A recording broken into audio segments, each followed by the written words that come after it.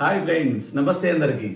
నేను మీ బాబా ప్రసాద్ విన్, numerology expert and money power coach. Friends, ఈరోజు మనం డిస్కస్ చేయబోతున్నాం మన డేట్ ఆఫ్ బర్త్ ప్రకారం మన బర్త్ చార్ట్ లో ఉన్న 8 ప్లేన్స్ గురించి. ఆల్రెడీ మనం ఒకటి నేర్చుకున్నాం. ఇప్పుడు మనం 357 అంటే దీన్ని హృదయ స్పందన రేఖ అంటే ఎమోషనల్ ప్లేన్ అంటారు దీన్ని.